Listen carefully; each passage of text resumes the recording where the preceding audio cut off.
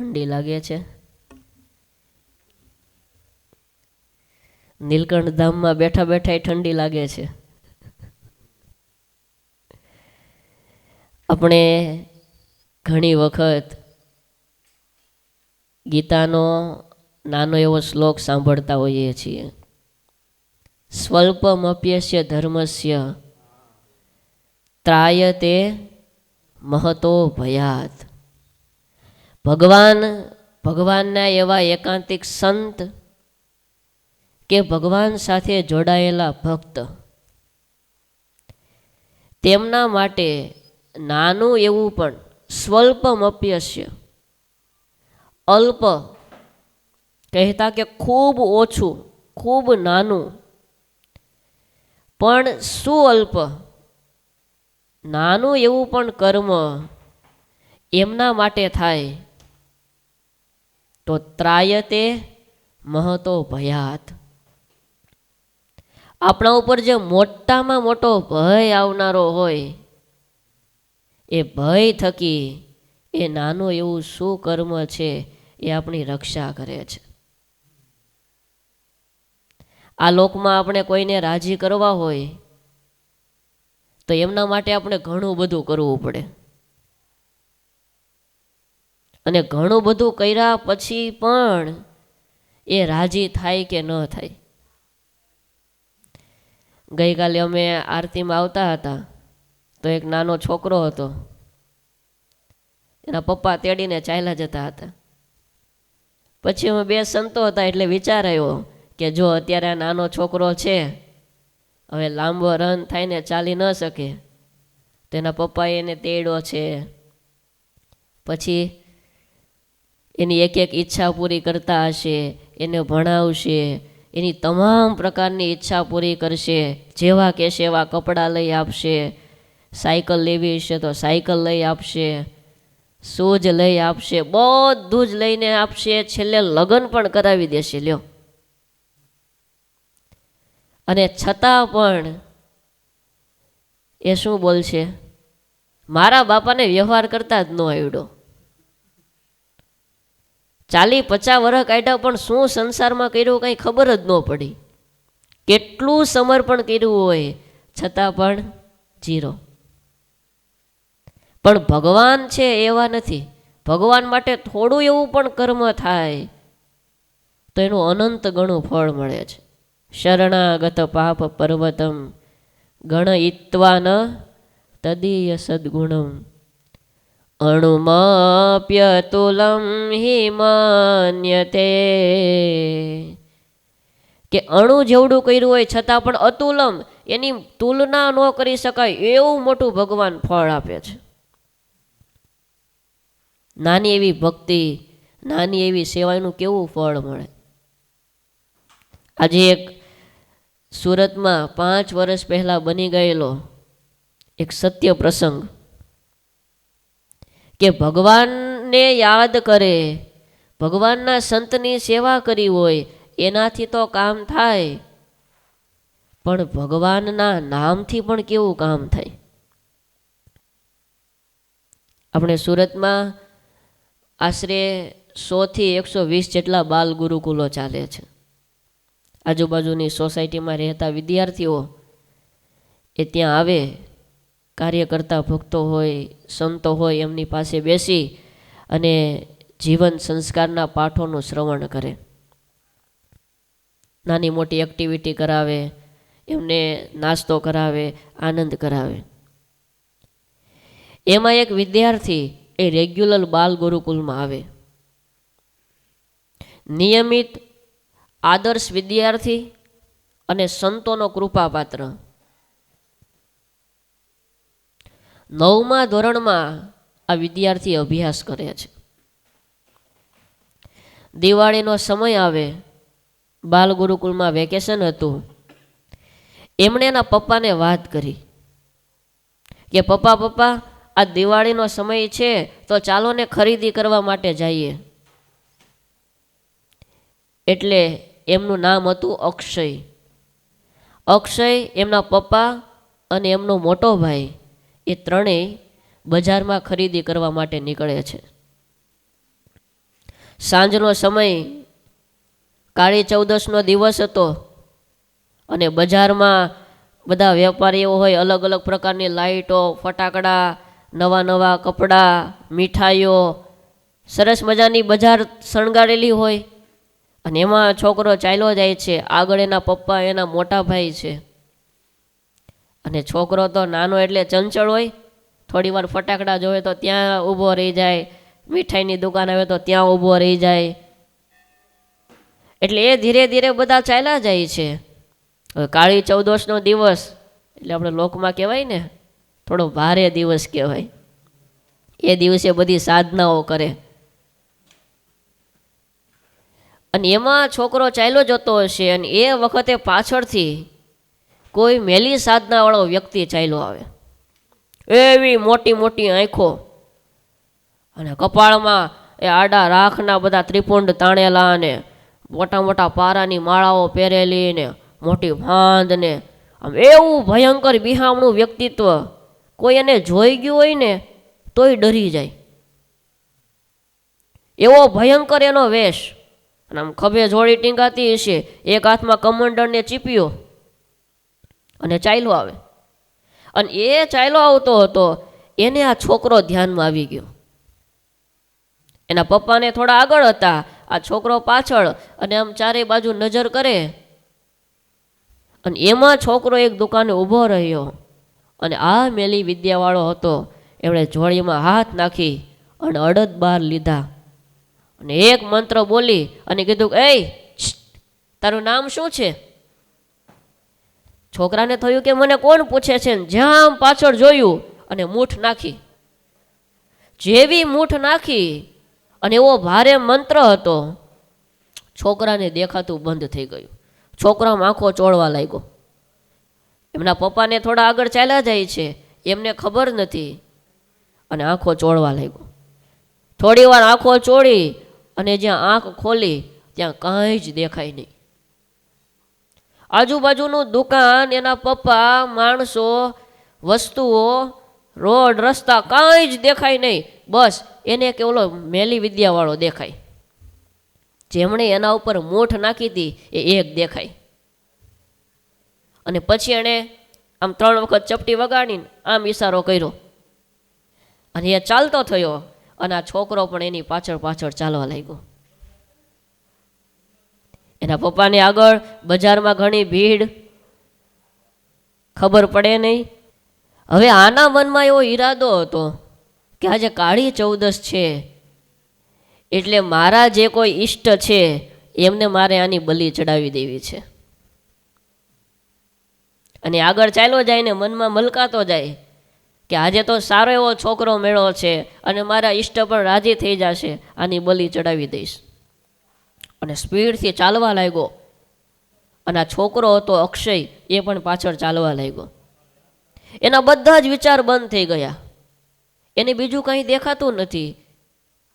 ક્યાં જાઉં છું, કોની પાછળ જાઉં છું, શું કરું છું, હું શા માટે આવ્યો હતો, મારા પપ્પા ક્યાં, કાંઈ જ ખબર નહીં. બસ એને કે દેખાય અને એની પાછળ પાછળ ચાલ્યો જાય. એમ કરતાં કરતાં 2-3 કિલોમીટર ચાલી ગયા. અને એ મેલી વિદ્યાવાળાને જ્યાં જવાનું હશે ત્યાંથી કદાચ 1 કે 2 કિલોમીટર જેટલું અંતર બાકી હશે. હવે આ છોકરાનું તો આજે પૂરું જ હતું. એમને તો આમાંથી કોણ બચાવે? એમના પપ્પાને ત્યાં ગોતે કે છોકરો ક્યાં ગયો, અક્ષય ક્યાં, અક્ષય ક્યાં, બજારમાં શોધે. થયું કે ક્યાંક એના મિત્રો મળી ગયા હશે તો આટા મારતો હશે. અને આ બાજુ એ ઘણો મોડો સમય થઈ ગયેલો.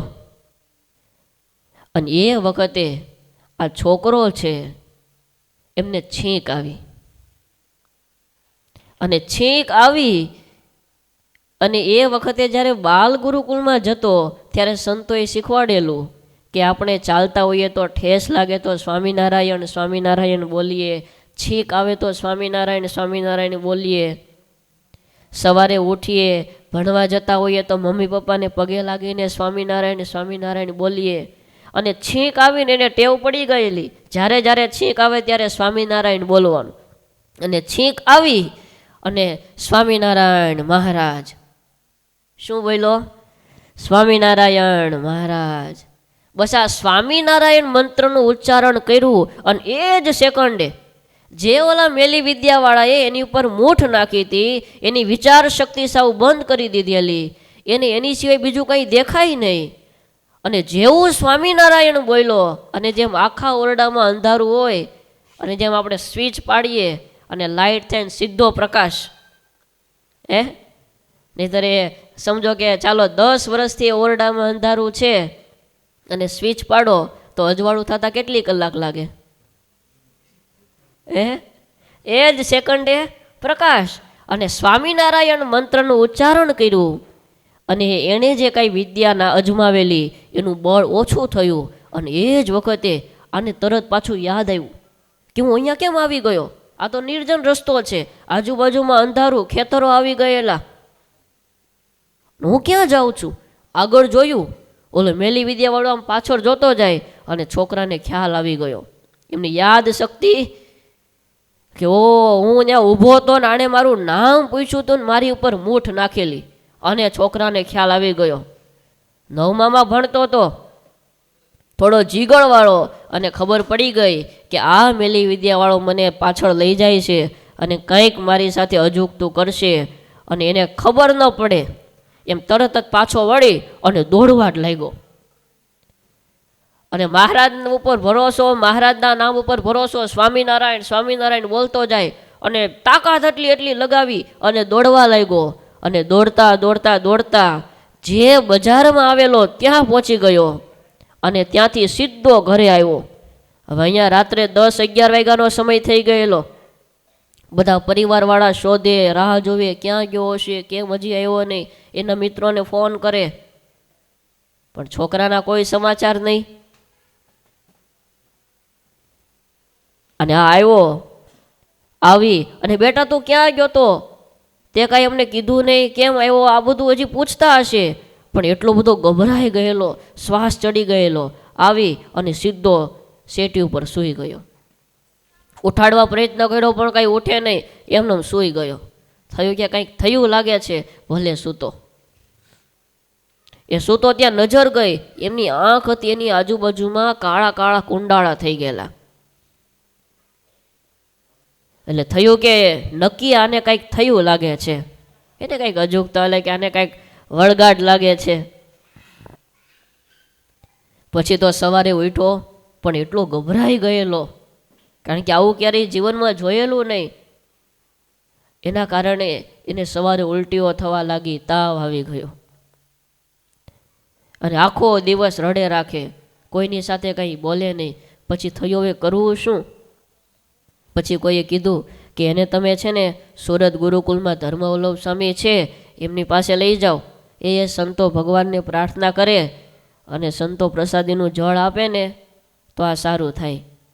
અને એ છોકરાને લઈ દિવાળીના દિવસે એ સાંજે 6 વાગે એ ત્યાં સ્વામી પાસે લાવ્યા, સ્વામીના દર્શન કરાવ્યા અને સ્વામીને કીધું સ્વામી આશીર્વાદ આપો. એટલે સ્વામીએ કીધું પણ થયું શું? અને ત્યારે આખા પ્રસંગની વાત કરી કે સ્વામી આવી રીતે અમારો છોકરો બજારમાં હતો, 3-4 કલાક ગુમ થઈ ગયો, ક્યાં ગયો, શું થયું એ અમને કાંઈ ખબર નથી અને કાંઈ બોલતો પણ નથી. પાણી પીવડાવ્યું તો તરત ઉલટી કરી ગયો અને આખો દિવસ રડે રાખે છે. સ્વામી આશીર્વાદ આપવા એકનો એક દીકરો છે, ક્યાંક અમે અમારો આ દીકરો ગુમાવી ન બેસીએ. અને એ સ્વામીએ એ આશીર્વાદ આપ્યા. પ્રસાદીનું જળ હતું, એ સ્વામીએ ત્યાં જ એમને કહ્યું કે આ જળ પી જા, અને જળ પીવડાવ્યું. અને ધીરે ધીરે ધીરે જે છોકરો રડતો હતો એ રડતા રડતા બંધ થયો. અને પછી પૂછ્યું સ્વામીએ કે તારી સાથે શું થયું હતું?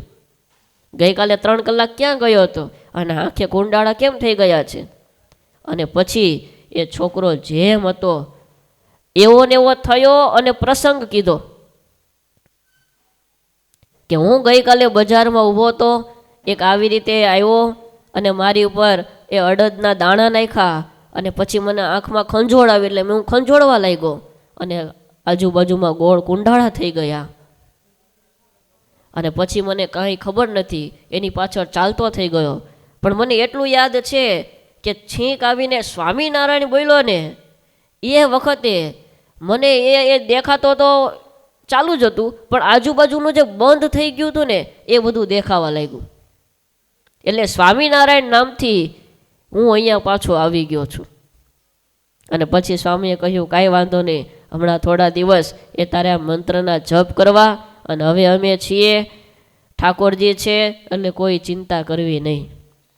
એ છોકરો આજે પણ એ ખૂબ ભણી ગણીને આગળ વધ્યો. ત્યારે 9માં ભણતો હતો. આજે એ ઘટનાને એ 5 વર્ષ થયા, અત્યારે એ કોલેજમાં અભ્યાસ કરે છે. અને આજે પણ એ સારો સત્સંગી છે.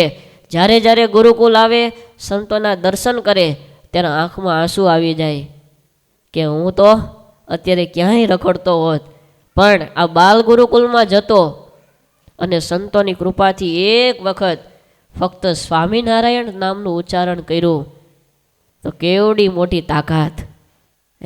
સ્વલ્પમપ્યસ્ય ધર્મસ્ય ત્રાયતે મહતો ભયાત. બાકી એમની પાસે જે મંત્ર હોય ને સિદ્ધ કરેલા હોય, એ જેવા તેવા ન હોય. એ મંત્ર એના ફેલ ન જાય. એણે કેટલી સાધનાઓ કરી હોય, કેટલો અભ્યાસ કર્યો હોય, એ બધા કહે ને PhD કરેલા હોય, અને એ મૂઠ નાખી હોય. આજે જો ઘણાને આવી રીતના મૂઠ નાખી દે, કંઈક ખવડાવી દે, તો આજે 15-15, 20-20 વર્ષ થઈ જાય. સારંગપુર જઈ આવે ને તોય ઘણી વાર ફેર ન પડે. કંઈક ખવડાવી દીધું તો ઉલટી થયા રાખે, અથવા તો લોહીના ટકા ઘટે, બીમાર રહી, કોઈ રીતે ફેર ન પડે. અને એમાં તો નાનો છોકરો, અને પાછો કાળી ચૌદસનો દિવસ, અને મંત્ર નાખે, છતાં પણ આપણને જે સ્વામિનારાયણ ભગવાન મળ્યા છે, એ મહારાજની મૂર્તિ, આ સત્સંગ, એનો તો મહિમા છે. પણ એકવાર ફક્ત સ્વામિનારાયણ નામનું ઉચ્ચાર થાય તો પણ એ કેવું મોટું ફળ છે. ત્યારે એ આપણને આવો સ્વામિનારાયણ મહામંત્ર મળ્યો છે. જ્યારે જ્યારે સમય મળે, હાલતા ચાલતા ઉઠતા બેસતા સ્વામિનારાયણ સ્વામિનારાયણ. આમાં થાય શું, કાયમ માટે રનિંગ થઈ ગયું ને એટલે આપણને મહિમા ન હોય. કાયમ એ સ્વામિનારાયણ સ્વામિનારાયણ થતું હોય, પણ એ મહારાજની મૂર્તિને યાદ કરી. ગુરુદેવ શાસ્ત્રીજી મહારાજ કહેતા ને કે નામીએ સહિત નામનું ઉચ્ચારણ કરવું. આ તો ખાલી મેલી વિદ્યાવાળાએ જે મંત્ર નાખેલ એનું બળ ઓછું થયું. ગુણાતીતાનંદ સ્વામીએ વાતોમાં ક્યાં સુધી લખ્યું કે સ્વામિનારાયણ મહામંત્ર અતિ બળ્યો છે. કામ, ક્રોધ, લોભ, મોહ આદિ જે વાસનાઓ અનંત જન્મોથી આપણો જીવ ઘેરાઈ ગયો છે, એ માયાના પડોળો પણ આ સ્વામિનારાયણ મહામંત્રથી દૂર થઈ જાય છે. જય શ્રી સ્વામિનારાયણ.